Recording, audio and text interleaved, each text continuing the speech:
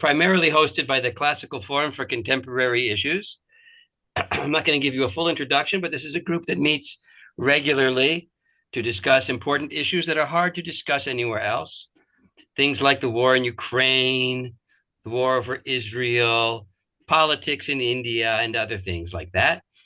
We hold these discussions in an atmosphere of respect, friendship, and genuine inquiry. We even managed to have a civil conversation about US politics recently. In addition to his many other activities, David was also a member of the Classical Forum, and he shared a paper with us on genocide in the ancient world. That's a tribute to his wide-ranging interests and to the fact that so much of his scholarship engaged with contemporary issues, even while remaining true to the ancient sources. This talk is in honor of David's first yahrzeit. Before I introduce today's speaker, I asked David's widow, Dr. Pura Nieto, a classical scholar in her own right, to share some words about David. Pura, David spoke of you often to us during his stay in Jerusalem and afterwards, and I'm so glad to have this small opportunity to meet you through the miracle of Zoom. Please. Okay, so good morning or good afternoon or good evening, wherever you are. And I want first of all to thank you, Gabriel, for organizing this memorial lecture and gathering us here and now. And then I want to thank Phillip Mitsis for accepting to give the lecture. I couldn't imagine a best choice for this occasion. So, both of you, many thanks. Gabriel asked me to say some words about David, and here I am. I'm going to talk more about my relationship to him and our life in private life more than the professional life that all of you know, his CV, you know. So I met David in the summer of 1992 when I was a visiting scholar at Brown's Classics department. I came to Brown to work with the late Professor Bill Wyatt on my dissertation on the linguistics of the Homeric simile that I had defended recently. David happened to spend most of that summer in Providence, which was practically a miracle because even then he traveled a lot. And we were often the only two people in the building. Remember, those days we didn't have laptops, so you had to work in the office. And us in the secretary, and no one else because it was summer, everyone was gone. So he happened to be also the chair of the department at that moment. And he tried to make me feel comfortable, something he always did with every visitor. Of course, he succeeded clearly at that. We talked a lot, went out for lunch occasionally, and little by little, towards the end of November, things were getting a bit more serious. My stay there was for 6 months, so by December, I had to return back to my native city of Salamanca, where I was teaching at the university too. David then visited me. I came back to Providence in the summer of '93, and then we talked on the phone practically every day. And by 1994, the phone bills were getting too expensive, and we decided it was better to get married, which we did in August of that year. Phillip Mitsis was one of the witnesses. He attended our wedding there. When I married David, I was scared to death. I was leaving my widow mother, to whom I was extremely close, my town, my friends, my job that I had at the university. I had been employed since I was 22, and suddenly not having a job was very odd and very hard on me. Somewhat I survived that, although sometimes I have questioned whether that had been a wise decision. Living with David was certainly interesting. Many trips, tons of people in each of them, many different rented places to stay in. But it was exhausting too. Sometimes it was really tiring, to move from one place to the other, and for me dealing with my mother's later years, which were not easy. Anyway, so exhausting too. At first I wasn't working and could keep up his schedule in my head. But when I started working at Brown and I had my own responsibilities for my students, for the department, my research, things got a bit messy. He often surprised me with yet another trip he was taking, and I couldn't even remember having talked about it, heard about it. He assured me he had told me about it, but I am sure he had not. He simply, when he consulted me, if he consulted me and I said no, he just forgot, and 3 days later he came back again with the same trip or the same issue. It didn't matter. He never took a negative as a fact, he will continue to insist. No, that trip is, I must go. They are friends. I cannot miss it. I have to be there. Anyway, I had many family events, consequentially, that I had to attend alone. He was always someplace. We had a big flood in this house. The study and the living room got totally destroyed. And David left for England, for a week in England, and left me here to deal with the whole mess, the insurance company and everything. When my mother died in July of 2009, he was spending some weeks where? In Siberia. The summer of 2017, which was a very hard summer, very extremely hot in Salamanca and also very difficult for medical and family issues, he spent it in Taiwan, practically the whole summer. It was not an easy life, not at all. In a word, I am more than used to being alone. So in that sense, it has not been very hard for me to adapt. But of course, I miss many things about David. I miss the conversations we had, exchanging our work or the work of others, sending each other references when we found an article or a book or an insight that might interest the other. And miss also getting up from my desk here and go immediately to his office, which is next door, to tell him something I have discovered or consult a passage, and he did the same thing. So I remember he was in the last years, he was translating this Life of St. Barbara in a manuscript, medieval manuscript, horrendous text, with tons of problems, never translated. And he would consult with me, Pura, look at this passage. This is impossible. It doesn't make any sense. And we would then go together and try to make sense out of it. So I miss all of those things. I miss his sense of humor too. We had between us 1,000 jokes that were just for us, made for us, because some of them involved knowledge of Greek and Latin, Spanish and English, but also many people that we had known together and many circumstances we had lived together. So they would not make any sense for anyone else. I cannot tell those jokes to anyone now. David became also a very close part of my family in Spain. All my nephews and nieces were very young or even children when we got married, so it has become like a father for them. They are all mourning him very seriously. He was fundamental for all of them. He also became part of the classics department over there. He made friends with everyone. People who were enemies between them, David was friends with both.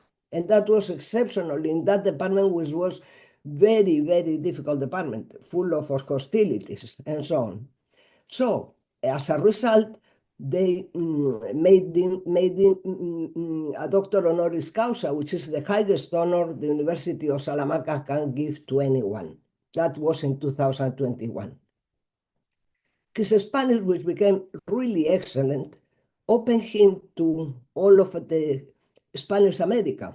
And he was a frequent visitor to Mexico, to Argentina, Chile, Cuba, Venezuela, Colombia, and also Brazil, because the Portuguese, is related. With Brazil, we have both of us a lot of contact, both visits there and then hosting here in Providence people from Brazil, scholars from Brazil, colleagues.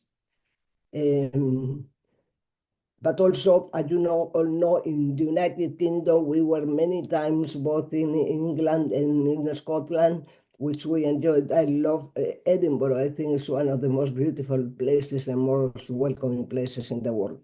In France, in Germany, in Greece, in Israel.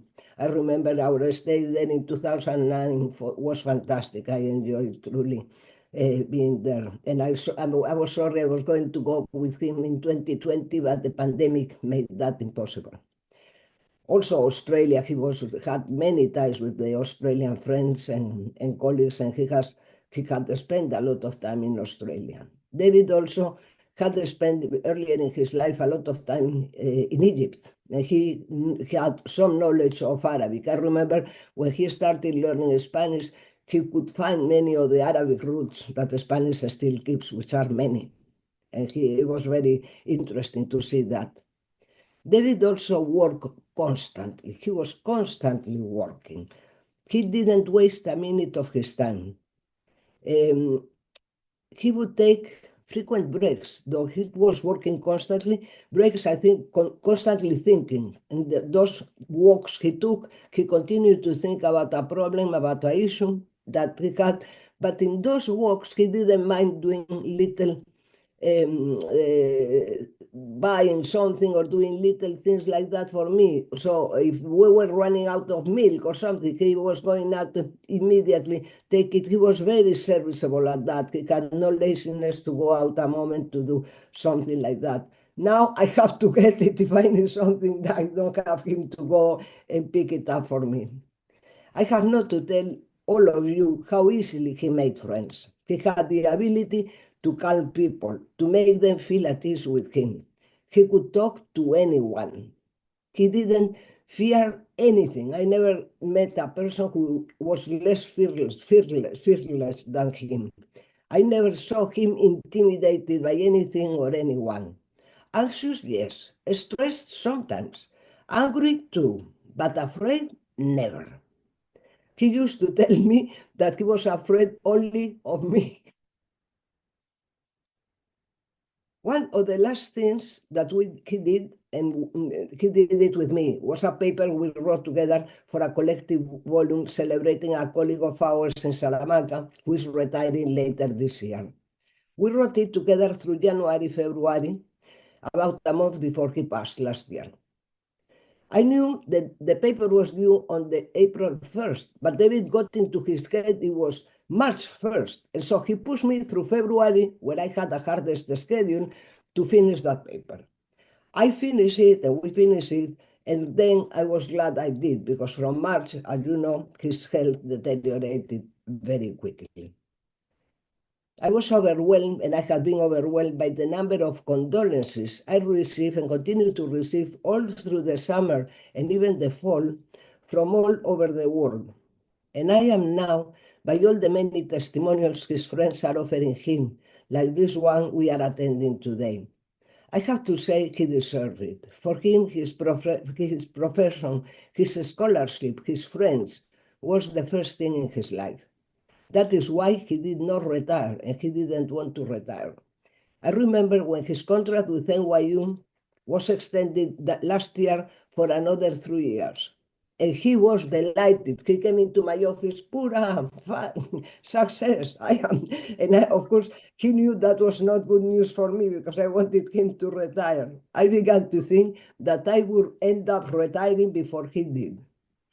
My last hope would have been to be retired at the same time and be able to enjoy some slower pace, some years of slower pace, but it was not to be.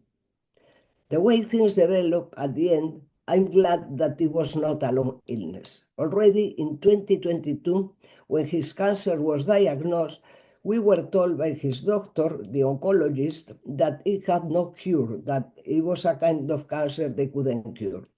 But they were going only to keep him, trying to maintain him.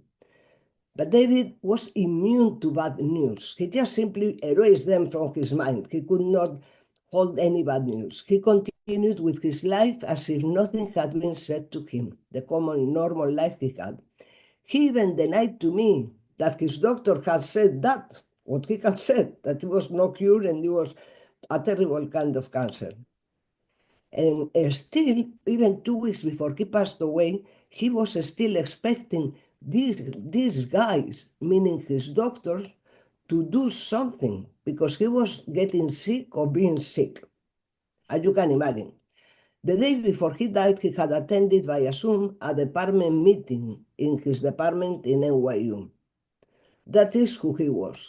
His work and his friends first and foremost. He lived practically until the end of his life as if he were 50, with the same energy, the same devotion, and the same dedication. Age did not affect him in any way.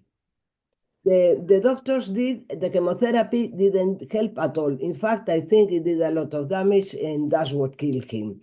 I think the cancer would have been more merciful than his doctors were. Many of his writings are still in process, some of them being published at different stages. I have read at least 5 sets of proofs, and more will come, I am sure.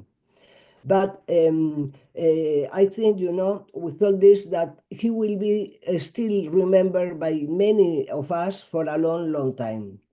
And I thank you again for being here today. Thank you. Thank you. Thank you very much, Pura. Thank you for sharing this with us. Professor Mitsis needs no introduction here. He's a leading light in classical scholarship, particularly as regards Stoicism and Epicureanism. He was a very good friend of David's for many years. Indeed, it was David, together with David Sider, who edited a volume of essays in Philip's honor, Philodorima, Essays in Greek and Roman Philosophy in honor of Phillip Mitsis. So it's more than appropriate that Philip return the favor by delivering this talk in David's honor. Philip is also responsible in a way for my first meeting with David, in the sense that he edited the Oxford Handbook of Epicurus, quite a big book, to which he, David, and I each contributed papers. It is perhaps no coincidence that Philip's paper was on Epicurean friendship. It's a great honor to have him speaking to us today. Philip, the floor is yours. Okay, thank you very much. And also thank you, Pura, for that remembrance of David. And I won't go into the way I tormented you during your wedding with various practical jokes, but maybe some other time. Anyway, so I want to thank Gabriel for the kind invitation. Also, the Classical Forum for Contemporary Issues. I hope to give a few nods in that direction, even if they're just sort of nods. The Israel Institute for Advanced Studies. I don't know how advanced this paper is going to be, but we'll be under that aegis. Bar-Ilan University and the International Society for Socratic Studies, which we all know and has been so keen and so key in helping to resuscitate Socratic studies, which include Xenophon, which was a particular interest of David. And I can certainly say how David often talked fondly about his visit, even though it was during COVID. But even though it was during COVID, he managed to run around doing all sorts of things. I think he got COVID a couple times, but he still got to see all sorts of things, typical David style. Now, I want to start with, I guess, a confession of failure. And that is, a bunch of people wrote me and said, well, you're going to be giving a talk in honor of David. Do you have your opening joke ready? And we all know how David had this uncanny knack of coming up with jokes that illuminated something. They were often a little, how should we say, off color, a little, I don't want to say offensive, but people could take offense.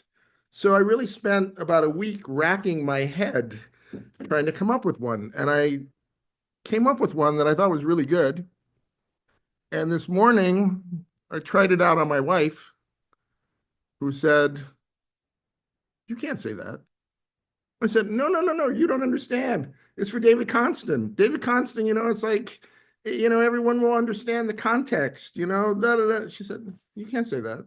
I said, no, but David. And she gave me the Dan Quayle. Yeah, but you're no David Konstan. Which is true. David Konstan was able to say the most outrageous stuff. No one was ever offended because he just had this incredible, aura of decency, generosity. His wit was harmless, even if you might take offense. He taught these classes to, hundreds of undergraduates, saying the kind of stuff that no one would even dream of saying, and they all found it very amusing, and they loved him. And yeah, very few people could do that, but David was able to do that. So I'm not going to give you my little joke. Now, the other thing you might say is, wait a minute, you're going to talk on hate in honor of David Konstan? Really? I mean, can you think of anyone who is less associated with hate in some way. I mean, I knew David for 50 years. He would never say a negative thing about anyone under any kind of circumstances. We would come out of faculty meetings and I would go, oh man, what an idiot. And he would go, no, no, no, no. You have to see. He would always try to find the best out of everything. I don't think I have ever heard him once say anything slightly derogatory about another human being. He just had that, that gift of generosity and friendship, etc. And so you might say, well, then how come you're talking about hate? Well, on this, I'm a little better prepared because David and I actually had a number of conversations about this. And I had originally started by looking at which I put on the handout, a passage in Epictetus in which Stoics talk about the use of hatred in pedagogy, which I found very strange. And of course, David said, well, of course, if you want to understand that, you have to understand Plato, you have to understand Aristotle. And then I said, well, writing on Plato, I mean, could I have a sharp stick in my eye instead? I hate reading all the secondary literature. Sorry, Rosalind, I love reading your secondary literature, but most secondary literature, it's just too much. I can't do it. I was never a Platonist because I liked my 3 sentences of Epicurus, and that was enough scholarship for me. But anyway, so he said, right on Plato that, and then he said, well, of course, you have to do the whole tradition. The way I did on beauty, forgiveness, friendship, you have to start with the pre-Socratics and go on to, I don't know, Hannah Arendt, because that's what you have to do in order to understand something. And I said, David, I really don't want to do that. He said, no, no, no, you must. And in fact, and I'll say a little something about this at the end. He said, we should write a paper together on hatred and forgiveness because this interpersonal conception of forgiveness ties very nicely into some problems with hatred that would really be interesting to write. And we didn't, unfortunately didn't live to write that. We wrote some other papers together, which were, it was what a sketch, but we did it. So I think I have the, his, what should I say? That he's giving me his blessing to talk about hatred in Plato. So let me start. Now, I was very pleased to see that when I started looking at hatred in Plato, very few people talked about it. Everybody talked about love. It's all love. Symposium, love, love. 10,000 papers on love. I couldn't really, I did general searches in the Handbook of Plato, the Development of Ethics, 3 volumes, the whole, thousands of pages, hate not mentioned once. And the more I started looking at this, seemed to me that was sort of like writing a history of science without mentioning atomism. I mean, it's all over the place once you start looking for it, and I think it's fairly important. That's what my claim is going to be. But I want to start with the great Gregory Vlastos, because he's the one person that I found who mentioned hatred in passing, but in a way that I think is very revealing. And so this is number 1 on the handout. This was he wrote this essay, it says 1970, and this was anthologized, but he wrote this in 1957 when his wife died. And he wanted to talk about the paradox of Socrates and all the failures of Socrates. He had a full list, but this was a central failure. The passage I'm going to read is, in Vlastos's view, the central failure of Socrates. And I think when you read this passage, you sort of hear the Protestant minister speaking behind, the same Protestant minister who spoke against the Vietnam War and all of that. This was Vlastos in his other mode of moral censor. And he says in this essay, if men's souls are to be saved, they must be saved his way. And when he, i.e. Socrates, sees they cannot, he watches them go down the road to perdition with regret, but without anguish. Jesus wept for Jerusalem. Socrates warns Athens, scolds, exhorts it, condemns it, but he has no tears for it. Now, here's my passage. One wonders if Plato, who raged against Athens, did not love it more in his rage and hate than ever did Socrates in his sad and good-tempered rebukes. One feels there is this last zone of frigidity in the soul of the great erotic. Had he loved his fellows more, he could hardly have laid on them the burdens of his despotic logic, impossible to be borne. Now, I think that this statement of Vlastos is a kind of embryonic, it's an allusion to, I'm going to give you this next commonplace to read out, because I think this is essentially what I'm going to be arguing. This was Edmund Burke in his letters on a regicide peace. He was saying, we can't make peace with the French because they killed their king. He was conservative, et cetera, et cetera, et cetera. And he has this nice little summary of what I take to be, in some sense, my argument. He says, a kind providence has placed in our breasts a hatred of the unjust and cruel, in order that we may preserve ourselves from cruelty and injustice. They who bear cruelty are accomplices in it. The pretended gentleness, which excludes that charitable rancor, produces an indifference, which is half an approbation. They never will love where they ought to love, who do not hate where they ought to hate. And this is I would say, the constant refrain of the tradition from Plato, actually through,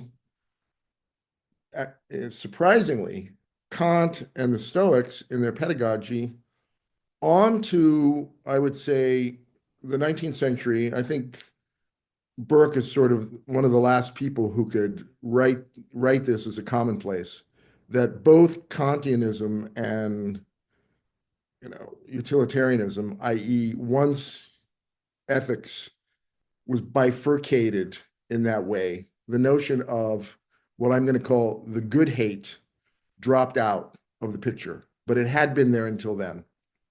I'm also going to argue, just in passing, that virtue ethics has sort of cherry-picked the virtues it wants. If you look at Plato and Aristotle, they have lots to say about the importance of hatred. But you don't hear the, Rosalind Hursthouse and all the people who are talking about virtue ethics ever saying, oh, by the way, hatred is very key for ancient virtue ethics. Maybe we should, think about this. So what I'm going to do is just go through some texts, first of all, to place these arguments. And then I think there are 4 or 5 central arguments that Plato makes. Now, of course, I'm going to step away from the claim that this is Plato's view. I'm going to say these are arguments that show up in Plato, and they're taken over in the tradition, and some people ascribe them to Plato, and many people take the arguments and try to defend them. So I'm using Plato as sort of a source for a variety of arguments that talk about the moral importance of hating evil. Now, of course, this is a little harder in a liberal society if we're talking about contemporary issues, because it's much harder to say what's good and evil in a tolerant liberal society. Most of the tradition of Western ethics has never had that particular problem. And Plato certainly doesn't have that problem. He thinks he can certainly love the good and hate the evil, and that people should be trained from the time they're small to do that, all the way up to the time that they're philosophers. And I'll just look at a couple of passages. There's tons of them, but I'll look at, I think this first one, let's see, it's from the Laws. Okay. Now, one of the things I find very interesting is if you look at contemporary translations, they tend to translate philia as love and misos as dislike. There's this kind of reticence to use the H word. But I think it's very clear that Plato is using the H word. Now, it could be that I'm perfectly open to the claim that, well, it doesn't have that kind of resonance necessarily that it's come to have these days. I mean, the only philosophers who write about hatred typically talk about hate speech. And of course, that's not the kind of hatred we're talking about. This is hatred of evil. And this is what Plato's claim is. So we'll read this little bit about education and the goals of education. This is 3. It is then the virtue that first develops in children that I am calling education. Hence, pleasure and love, and pain and hatred develop correctly in souls not yet able to grasp an account. So when we talk about various types of hatred, there are types of hatred that start off very young. They seem to be more in terms of desire, maybe thumos. As you go up the ladder of hatred, the ladder of misoponeria, you end up hating, in a rational way, evil. And we'll look at some of those passages. And when they do not grasp the account, they agree with the account that they have been correctly accustomed by appropriate habits, and this concordance of the whole is virtue, while the part of it that is correctly nurtured concerning pleasures and pains, so as to hate what should be hated straight away from beginning to end, and love what should be loved by carving this very thing off in your account and naming it education.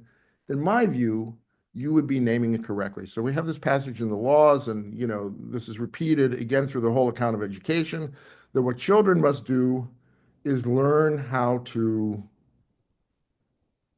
hate bad things. And I'm always amused by this because it includes things like not drinking correctly, not dancing correctly. So I always tell students, oh yeah, I use this with my kids, and they made fun of people who couldn't dance well and couldn't drink well, and look at them. They love the good. Anyway, so this is Plato's particular spin on this. And I put this other passage from the Republic because it's almost word for word, and just to show you that these aren't a lot of people say, well, these are the ruminations of a grumpy old man. But no, it's all through the Republic, and with the same kinds of claims.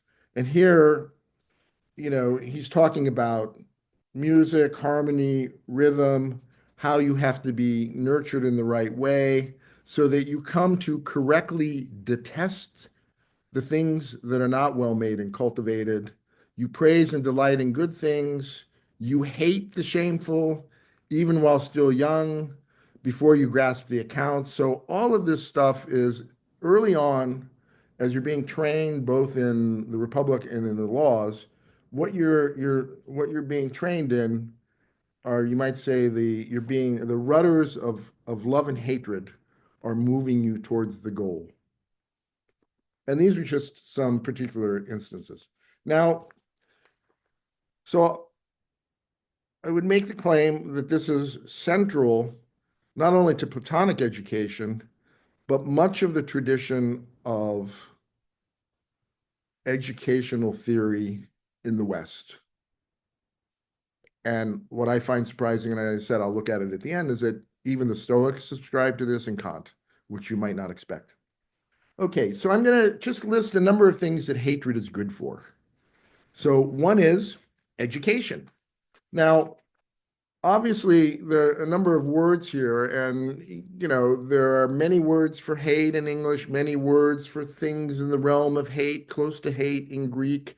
And I'm not going to sit there and kind of do the Rubik's Cube of trying to fix every sort of Greek nuance with every English, but I want to make the argument that there's sufficient overlap to say that, yeah, I think we're talking about hate. Sometimes it might be something called something else. I like Delumai, the hatred you have, sort of a parasitical kind of hatred. There are all these wonderful words, and a full study would need to go into all of those, both in Greek and English. And as I said, I don't know whether in Greek there's anything that has the hate valence in quite the same way that hate's come to be, in the contemporary scene. It's come to have this kind of, I don't know, it's become unhinged from what it's actually focused on. And I want to talk about that because I think that's a problem. And, you know, Aristotle here in 5 says much the same. And I know that David gave his paper on genocide, and I'm not going to talk about Aristotle a lot, but for me, in my chapter, I call Aristotle the father of genocide because he thinks that what hatred does, when you hate someone, you want to annihilate him. You want to make them disappear. This is he's got this kind of Lacanian view of you want the consciousness of the other to be destroyed if you actually hate them. So, but I'm not going to go into that because it's also connected to anger and David's views about anger. But I'm going to go to the next one. This is 6, and this is in the laws.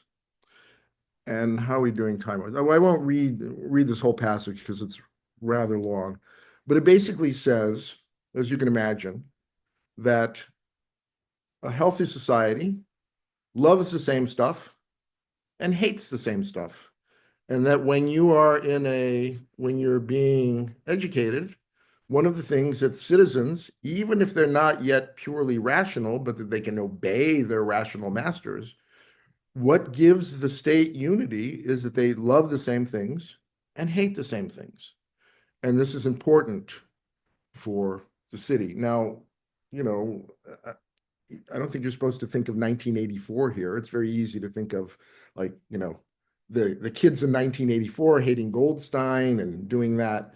Again and again, I want to remind people that when Plato's doing that, he thinks that it's hatred of evil. It's not just hatred of some political, as in 1984, Plato is sure that there's evil and that you should hate it and that you should love the good. So this is in the laws, and he builds a whole account in the laws, going through each step. And I'm not going to go through each step, but in each step, he talks about the importance of love and hatred in building the right kind of society from the time children, he actually says, when they're babies, they indicate their love and hatred. And you take that in order to educate them. Now, another quick aside. When I say love and hatred, of course, in the tradition, love goes from everything from like orexis, which is a kind of, desire. It doesn't have to be some passionate erotic desire. And the same thing with hatred. It doesn't have to be some overwhelming Ahabian kind of hatred for something. It's just a kind of aversion. And you see this all through the tradition. The Stoics think that from the moment you're born, you have ankylasis and you have allotriosis. You have the things that you pursue, the things that you avoid. They call that, it's when it gets more intense, it becomes a variety of love and hate. And if you're a Stoic, you're supposed to moderate that. And it's very problematic because you have to use those two desires in order to educate people without letting them get out of control. So when I'm talking about love and hate, I say that, well, in the tradition, it goes everywhere from, Hobbes just using love and hate as the 2 words for desire and aversion, 2 much more intense things. Now, a passage which I find rather striking is 7, because this is what a philosopher is supposed to do once they have finished the course of study, all those years of study, and what they're supposed to have learned. Well, let this indeed be agreed by us concerning the natures of philosophers, that they always love learning, at least that which reveals to them being, that is always being, and is not wandering around between generation and destruction. Let it be agreed. And indeed, said I, of the whole of it, ousia, they willingly let go neither of a smaller nor greater, nor more honored, nor less honored part, as we went through earlier concerning lovers and lovers of honor. What you say is correct. Consider further then, whether it's necessary for those who are going to be such as these we were describing, to have in addition this thing. Which thing?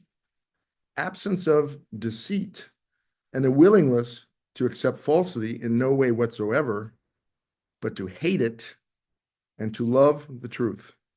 So what happens when you reach the pinnacle of your philosophical development is that you love the truth and you hate falsity. And I mean, depending on how you want to read ousia there, if you're talking about purely an epistemological state, or if you're talking about something wider, and it's, to me, you know, there are other places where it looks like it's not just purely epistemological, but you're actually supposed to hate things which are not perfectly good.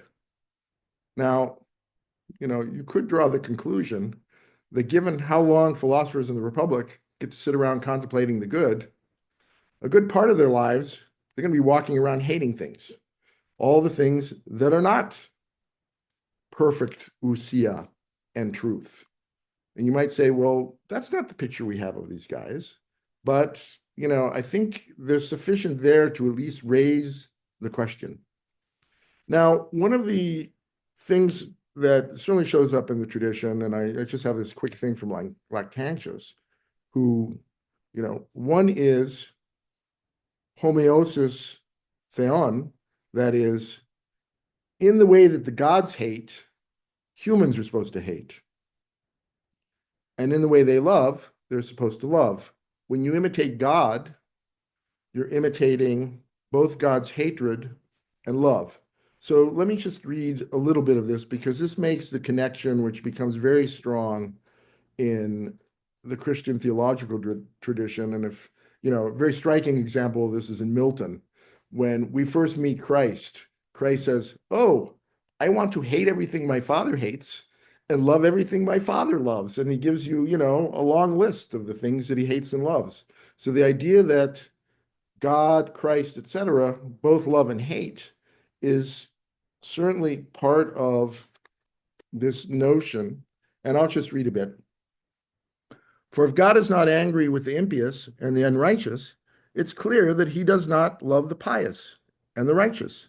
Therefore, the error of those is more consistent, who take away at once both anger and kindness. These are the Stoics. They take away both, but they don't fall into the trap of saying God is only love, which is what Lactantius is complaining about, at least in this passage. Thus, he who loves the good also hates the wicked, and he who does not hate the wicked does not love the good, because the loving of the good arises from the hatred of the wicked, and the hating of the wicked has its rise from the love of the good. There's no one who loves life without a hatred of death, nor who is desirous of light, but he who avoids darkness. These things are so connected by nature that the one cannot exist without the other. So he's making this strong metaphysical and epistemological claim, which we will see some of the consequences of this. One of the first ones is, in 9, there's this famous passage from Luke, which, you know, became central for the monastic tradition. If you want to amuse yourself, you can go on the internet and see the large commentaries of some of the evangelicals who are jumping around trying to get out of this particular passage. But Christ says in Luke, if someone comes to me and does not hate his own father and mother and wife and children and brothers and sisters, and even his own soul, he's not able to be my student. So for me, this is an example of what I'm calling how hate draws moral boundaries in a way that love often doesn't. Love often is unifying, but it can be unify with things that you should be drawing boundaries around. Hatred, however, draws strict moral boundaries around evil. And as the Stoics, we're going to argue later, is central for autonomy. Because when you know, when you love everything, and we'll see some of this, it's problematic because you can love bad things and you take them in. And what you need to do is only love good things and hate bad things. And if you hate bad things, then you will develop your moral autonomy in the right way. But if you don't do that, you're going to always be sort of making the kinds of mistakes that Plato goes on to retail here. So if we look at 11, here he's talking about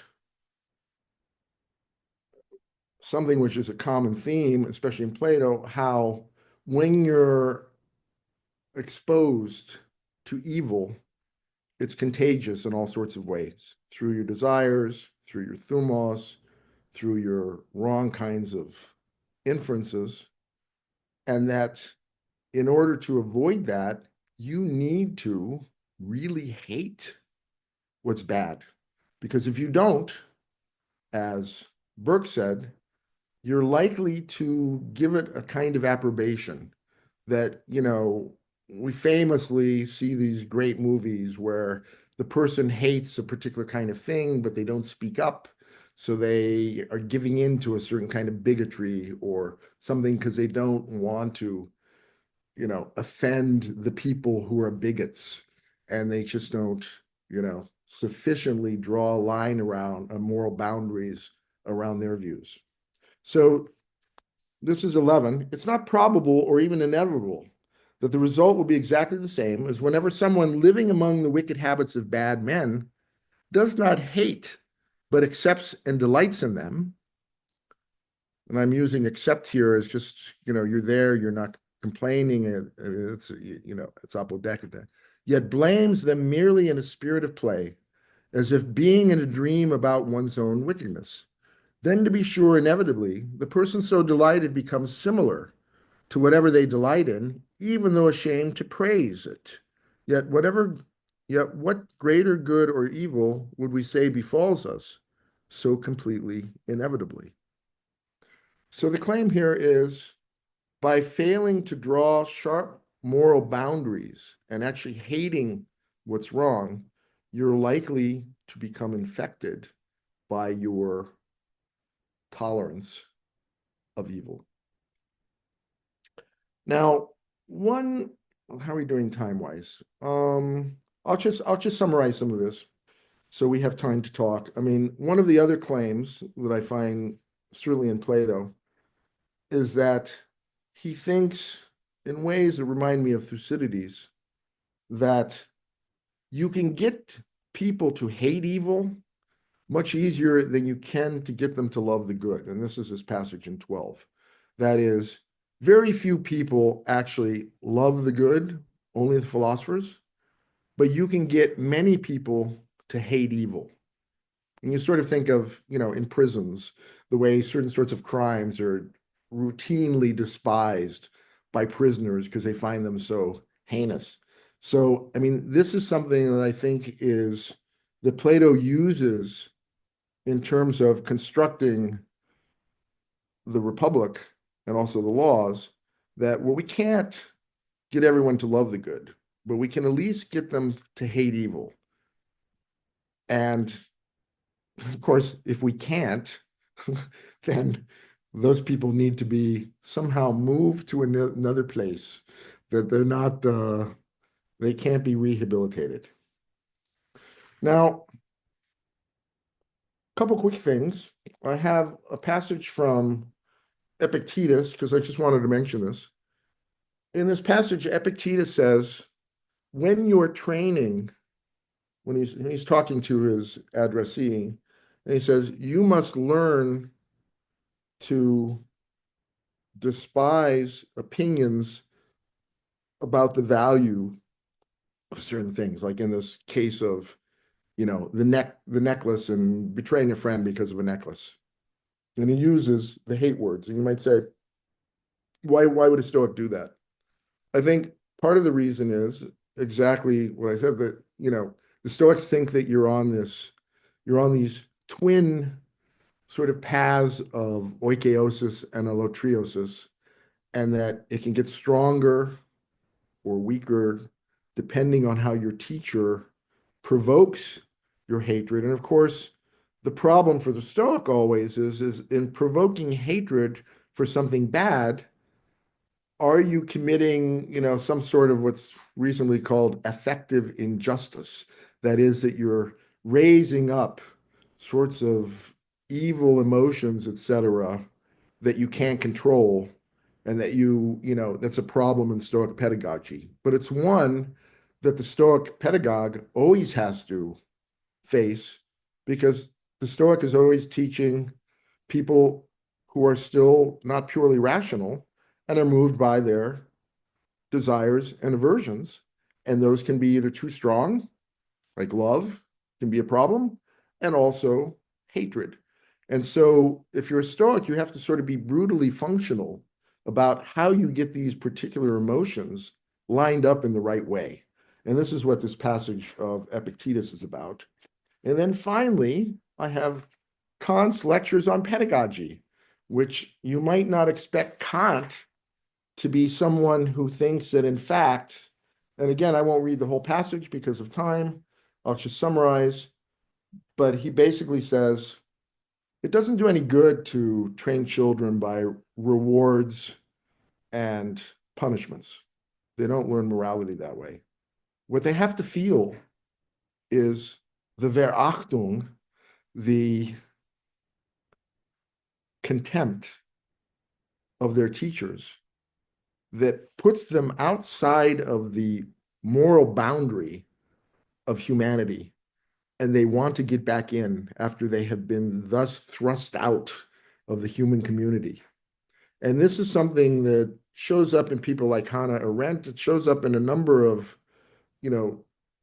post-Kantian philosophers who have this view that, that what you have to do is, it comes out of Nietzsche too in some ways. He thinks that, you show contempt for those who are below you, you show hatred for those who are equal to you, because if they're equal to you, then it spurs you on to do something. But if you have contempt for them, it might spur them on, but it doesn't spur you on to do anything noble. So there's this sort of, I'm using contempt here, but it actually goes back to Marcus Aurelius, who kataphronesis. He talks about how, in fact, the kataphronesis of others is very good for you in a pedagogical way, because it points out things that might be wrong with you. So one of the things I would say is another feature, and this comes out in the tradition later on with Hume, that hatred is very good in terms of moral epistemology. It helps you pick out defects and problems in a way that love doesn't. Love tends to paper over them and blind you. Whereas hatred, if you really want to be, if you want to protect your autonomy and be sure that you're not infected by something, you must really hate the bad stuff. So now one of the things that people typically ask about Plato, and here I'm not exactly sure, because sometimes Plato speaks in one way, sometimes another way, and this will be the last thing I talk about because I see we're at time. And that is the famous question of, well, do we hate the sin or the sinner? Augustine, cum delectione hominum et odio vitiorum. Now, he actually didn't coin that. He got that from Epictetus. And Epictetus says, you don't hate the wrongdoer, because by doing wrong, they have more than punished themselves already. You don't need anyone to punish them. But that notion that we hate the sin, but not the sinner. Now, in Plato, he sometimes blurs that line. Like the people in the laws who are, you can't rehabilitate no matter what you do. It seems that you hate them and get rid of them. But he doesn't really, I would say in general, in the tradition, there are these two sorts of larger views. One is the more Platonic view that hatred is a kind of intellectual attitude, that with Plato, you hate evil, you do that. One of the things about that, you can hate evil. What does that do? It might do something. I mean, Burke thinks it might do something. But the other tradition is the more Aristotelian, Darwinian, et cetera, that actually hatred is a kind of almost action. And then when you hate something, you're really trying to harm it physically in a evolutionary way. So again, when you're looking at hate, you have those larger poles that go all the way from a kind of purely intellectual attitude to one which is much more physical and brutal. And the same thing with, I'd say, the general move from desire and aversion to some kind of perfection among all the philosophers, which seems sometimes to be more intellectual, other times including, depending on how you read The Ascent in the Republic, those who think, the philosophers become purely intellectual beings, pure rationality, then you would say, yes, they're characterized by rational hatred. Others who think that no, there's still a thumos and all that in the right order, then you would have a less purely intellectual kind of hatred. But the main point of the talk was to say, and I won't make the claim about, I'll make one final claim, because this is what David and I were going to talk about. He worked on this notion of interpersonal forgiveness and how that was not really an item until the 19th century after Kant. And we talked about how that might be related to hatred. And one of the ways it might be related to hatred is, many of you don't live in America, but if you live in America, about once a week or so, there's a school shooting, and, the parents come on TV and they say, oh, yes, it's horrible, but we forgive him, without asking things like, did he ask for forgiveness? Are you the person to forgive him? On and on and on. This was sort of David's point. Who said you're the one to forgive? But it's also a kind of abrogation of hatred. Oh, I don't hate him. He killed my kid, but I forgive him and don't hate him. And you might say, really? Is that really the proper moral attitude to what this person has done? And I'll leave you with that for my contemporary nod.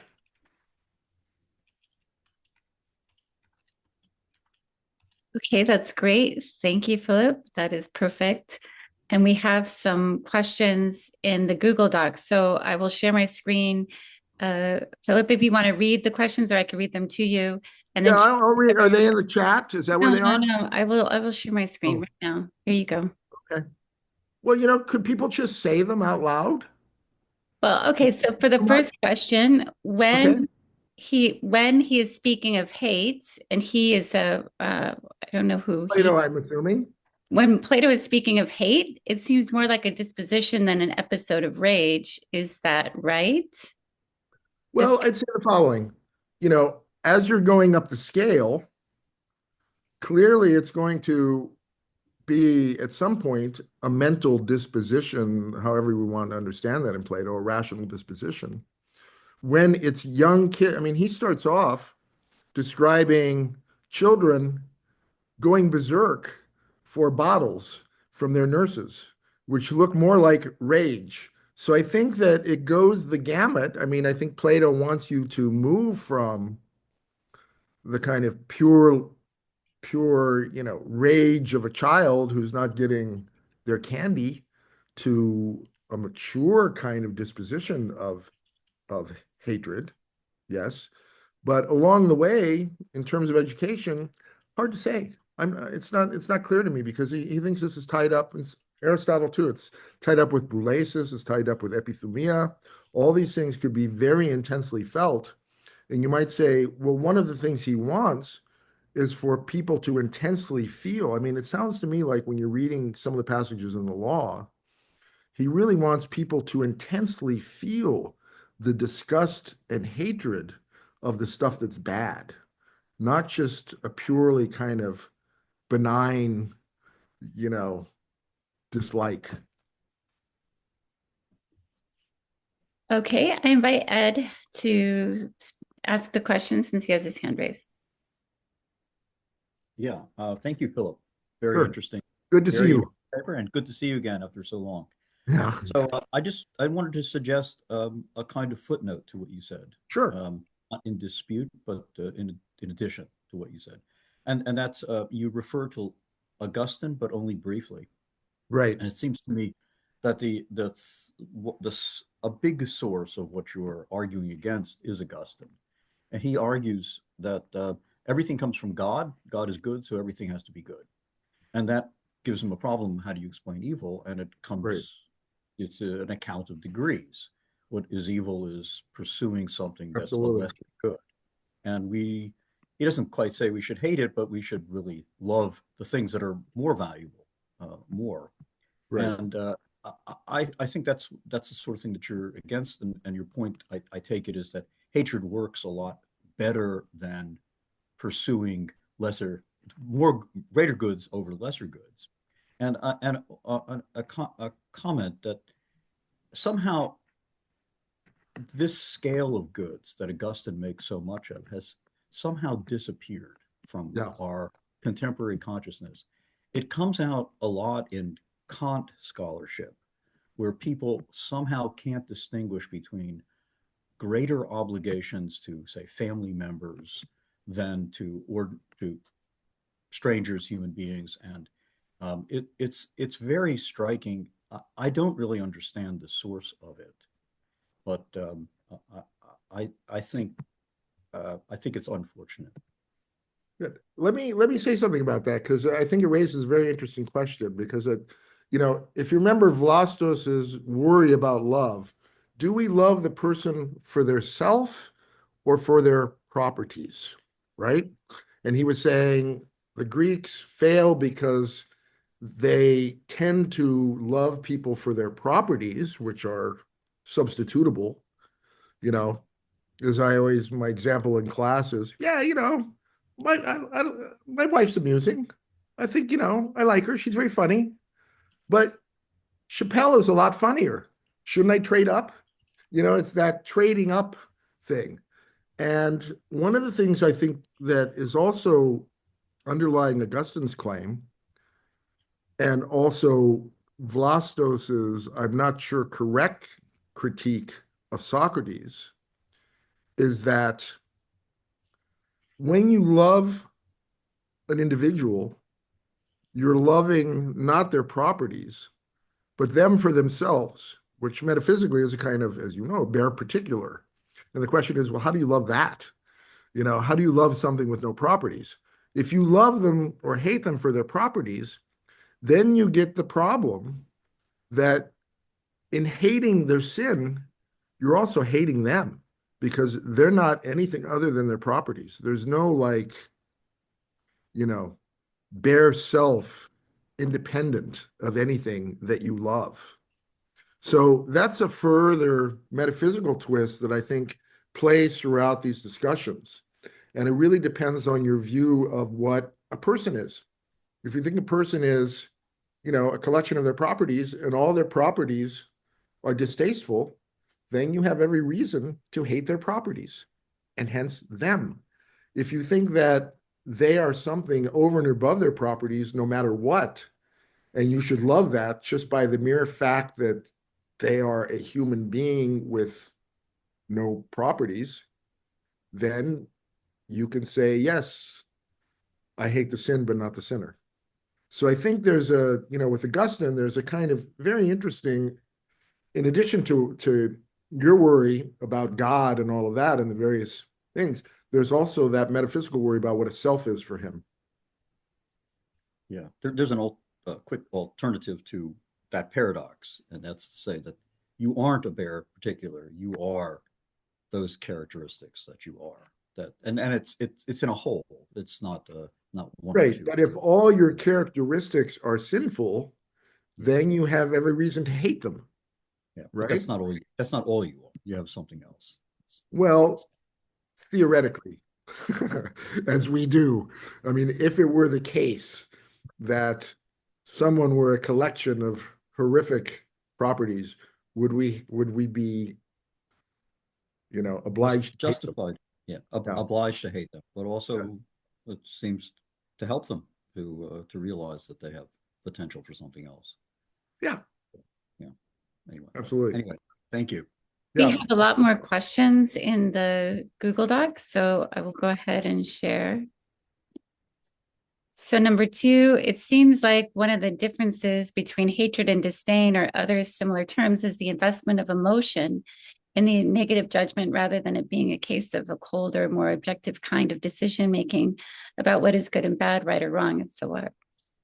Does it seem like a fair statement that the ancient authors would have assumed this investment of emotional energy in the negative moral judgments in question? If so, that would seem important to the task of translating the critical negative terms.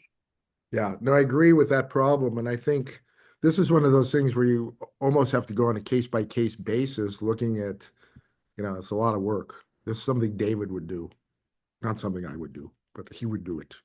Like when he looked at every use of xenos and, Homer, I went, are you kidding me?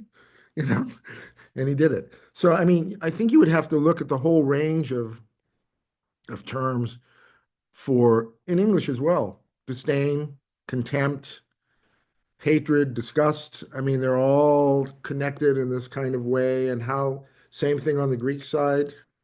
And I think you're absolutely right. Some of these are more invested with emotion than others. But I could see some of them. I mean, you might have incredible disdain for something. I mean, deeply intense disdain. It has a strong emotional valence. And Silvana has her hand up, so I invite her to speak. Yeah.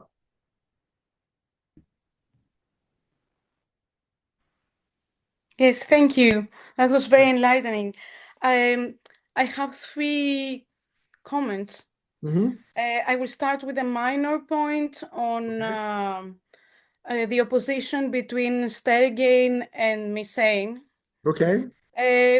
Which is not exactly the opposition between love and hate, as we know it in, let's say, the Christian tradition.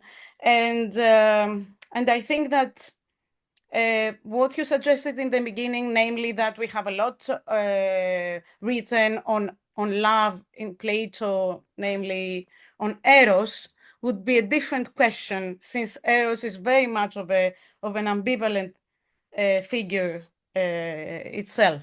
But right. I think that the point you made about the moral epistemology is much more important, and it seems that there is a tradition. You mentioned Marcus Aurelius in the end, but in the beginning of the Meditations, we do have this kind of moral epistemology where we have to distinguish between the good and the bad and adopt the attitude which somehow is suitable to this distinction.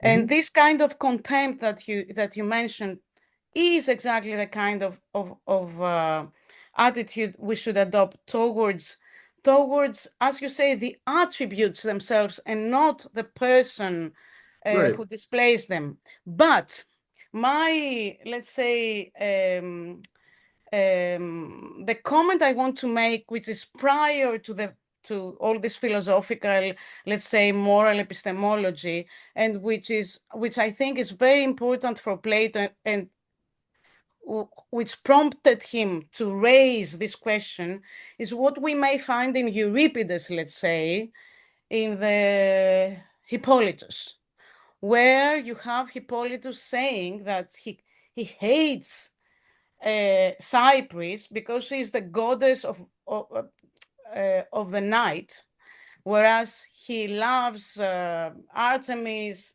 who is the contrary. And then his servant interferes and asks Aphrodite to forgive him for such a claim, saying that gods should be better than men. And in that sense, they should not hate somebody who does not know what he suggests when hating a goddess or something like that. Right. And to sum up this thing, I think that in the Hippolytus, we do have this constellation somehow puts together forgiveness and hate, but by giving different paradigms of the relation to divinity, namely Aphrodite on the one hand and Artemis on the other. Thank you. Okay, so a couple of quick things. I wasn't sure how you thought that stare gain should be translated. Caring. Caring. More, yes, I would rather, I think that care Okay. would be, yeah, you see what I mean? I I see think what that, you mean. yeah, Yeah, no, yes, that's a yes, good point. I mean, as I said, to do the thorough lexicography of all these related terms and to say what, yeah. how much stare gain always bleeds into care as opposed to something not quite so much is, one of the things we do. But that's fine. I mean, I'm completely open to that. And as I said, It does not involve desire, only desire of proximity and of protectiveness and of caring. This is what I think that Plato himself in the symposium, in the end, when Diotima speaks, she speaks in this way about stare gain. Yes. That's fine. Now, in terms of the gods and Mm. forgiveness. So first of all, we have to look at the passage and see if are we talking about forgiveness or just letting him go? Because I mean, that was David's big point. It's easy to Yes. bring in notions of forgiveness when they're not necessarily there. So we'd have to look at that first of all. Mhm. Second point is, well, humans can ask for all kinds of stuff, but we have so much evidence that God's love and hate, and Plato just assumes, look at the Euthyphro. I mean, if you could get them all to love the same thing, that would be great, but it's still not going to tell you what, justice is.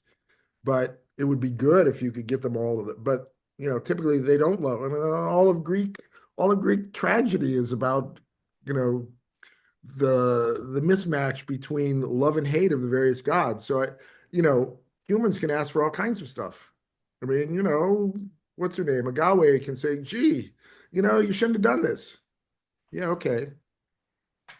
Dionysus does what he wants. So I think that there's sufficient examples of odium Dei and love and all of that in different strengths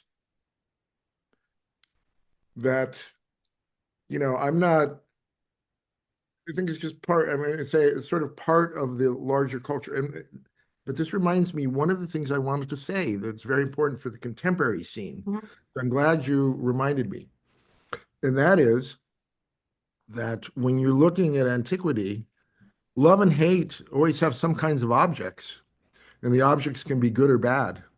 Whereas what's happened is this kind of Thucydidean number where hate has no object, and people say hate's bad, and love is good. Really? If I love to set forest fires, that's good. If I hate genocide, that's bad. Who said? I mean, so for me, we've moved into this, and I think it's really since 1984, I looked at this, since 1984, no one said anything about hate speech until about 1984. Now, the only thing philosophers ever talk about when they talk about hate is hate speech. They don't say any other thing. And of course, hate speech is wrong. And so they just say hate is wrong and all of that. No one ever entertains the notion that hating something evil could be obligatory. The only point I wanted to make about Euripides in the Hippolytus, and is that for the first time we have a goddess asking that he forgives, that he's forgiven no matter what he did, even though that he's forgiven by his own son, although he killed him. And that she is the only goddess in antiquity who for the first time preaches this kind of forgiveness. This is, sorry, Sophia. It's fine. And it depends how much you think you're repeating gods or, abstractions that are used for particular reasons. I mean, it's a very complicated thing, but send me an email and we can talk about it. Yes, I will, certainly. Thank you. We might have extra homework for Philip. All right, that's all I do. So the fifth question, the phrases in Plato around harmonization is the whole of virtues seem to prioritize notions of continuity across a system and between a person and another person, Yes. being away or being in the world in an active way.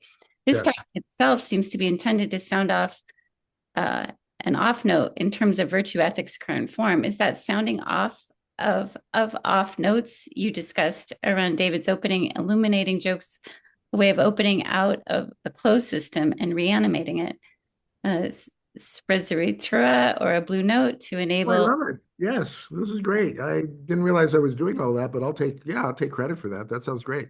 Yeah, the notion of, again, when people typically talk about harmony, they almost always say the harmony of love.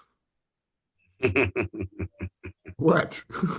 They don't say, well, they can say, I was saying for, certain societies or for, 1984, they can talk about the unity of hate.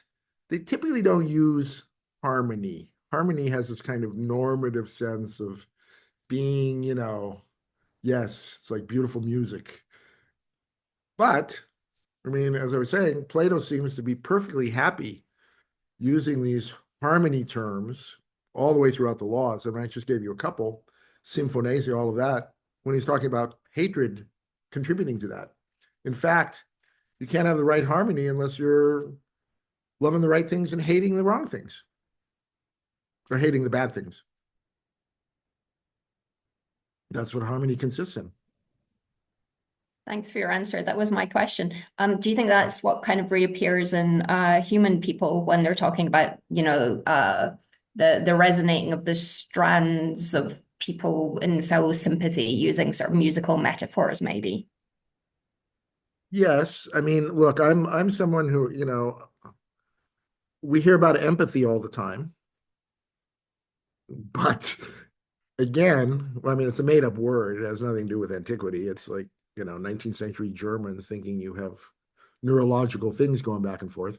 So, but with empathy, but no one says, oh, yes. And the empathy of all of us, we should all hate the same stuff. And you might want to say, well, shouldn't we? Even if it's just, I don't know, I'm not going to give you a checklist. You can come up with your own checklist. Shouldn't we hate inequality?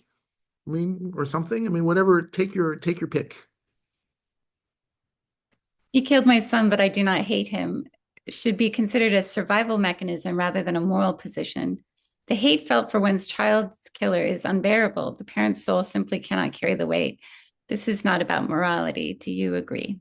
Well, I'm not sure I agree, but I think that's a very interesting point. If, I in general avoid psychologizing moral points in this way because people like to do that.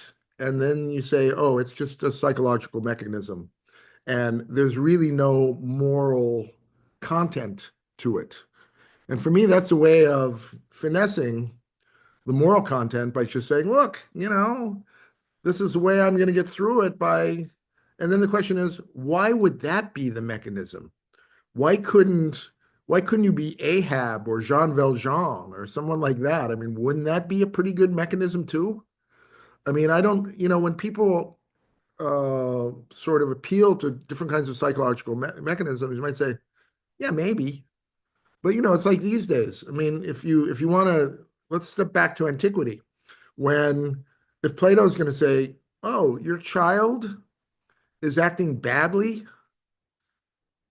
they need to feel your contempt and your behavioral modification.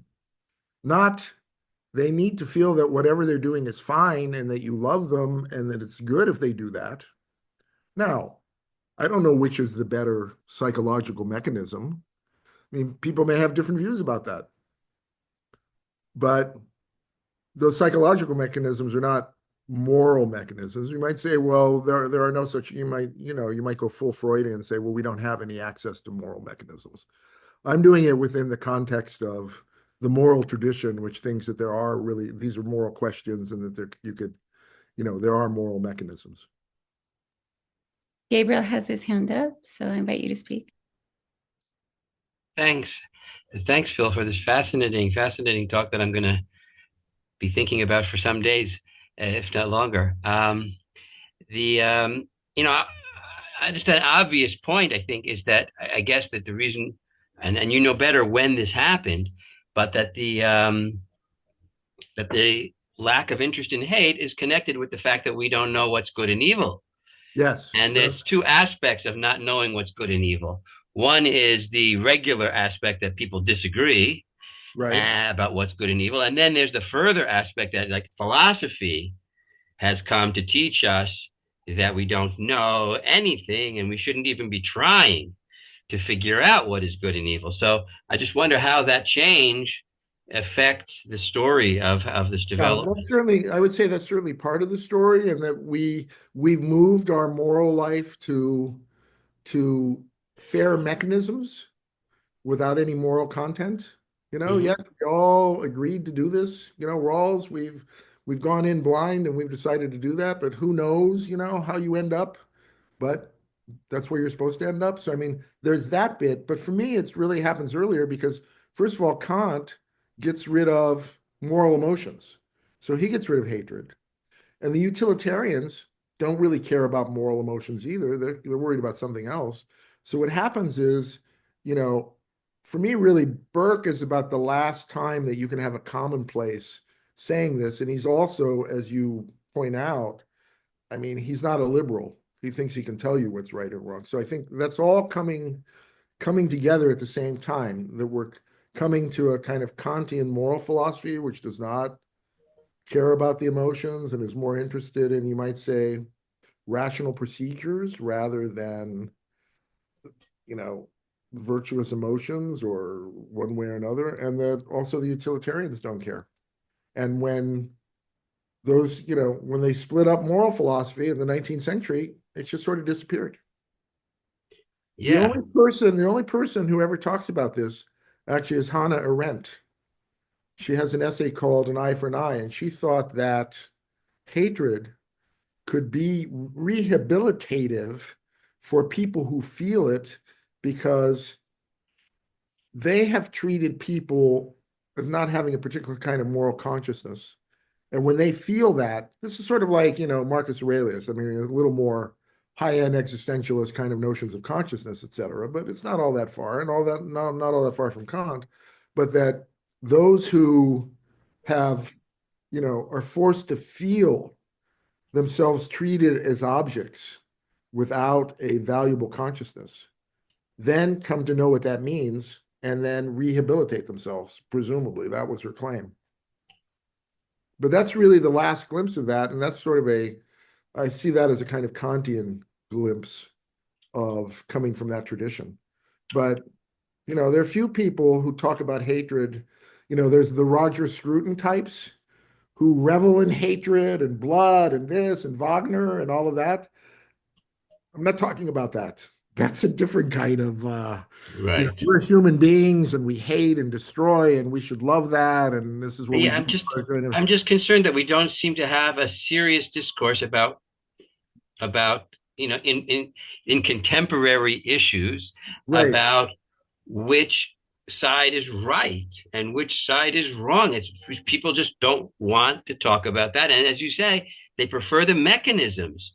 They prefer just rules of conduct, which doesn't really answer the whole question. I don't want to go on. I want to give Paul. No, but I think that's true. And I think that's a good point. And, and whether you want to hook that then up with hatred, look, hatred is in such bad odor until you say things like, well, do you think you should hate? I don't know, pick something you don't like, and say, yes, I think we can all agree that we should hate that. Mm-hmm. But anyway, yes. We have one more question, Paul. And then for anybody else who has questions, you can write them in the Google Doc, and I will send the Google Doc to Philip, and maybe he'll respond. Yes. Hello, Paul. Hello. What's going on? What's going on in Las Vegas? Well, it's kind of quiet here these days. Oh, that's good. Thanks for a stimulating paper. I agree with Gabriel. I'll be pondering this topic for some And time. you've written on it, and you've written on it a lot, but you have not written about hate, as far as I know.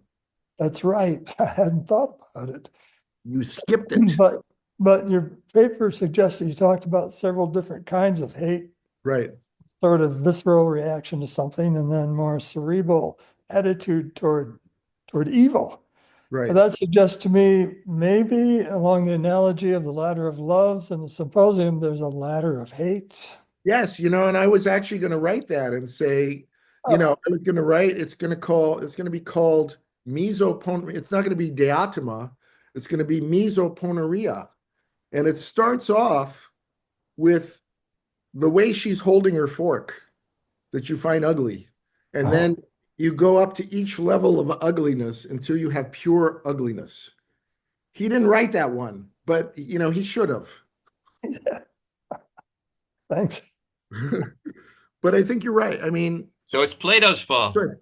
But it's Plato's fault. But you know what? It actually raises the question, I think, because you look at all these great characters who are driven by hate in literature, etc., and they often have a kind of, same way that these great heroes who do horrific things in Greek tragedy, they still have this kind of attractiveness and nobility for being driven by, take Jean Valjean. He's driven by hate.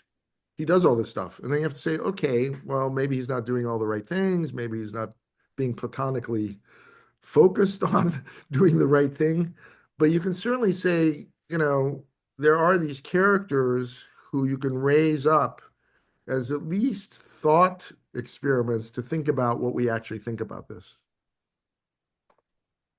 Well, we have characters that hate people that object to what they're doing personally, sort of a personal hate, not visceral, but as opposed to those others who are hate those who violate laws and so on. I mean, that's a contemporary situation now. Well, Plato also in the laws, the question is, do you hate those who violate laws? Well, you try to rehabilitate them through hate by teaching them to hate evil. And if you can't, then you hate them. So, I mean, I think it goes back to Plato, this question of hate in the laws. I mean, he writes a lot about that in the laws. Okay. Yeah, thank you so much. I mean, just one more comment from me, and then it seems to me, and I'm trying to support your position here.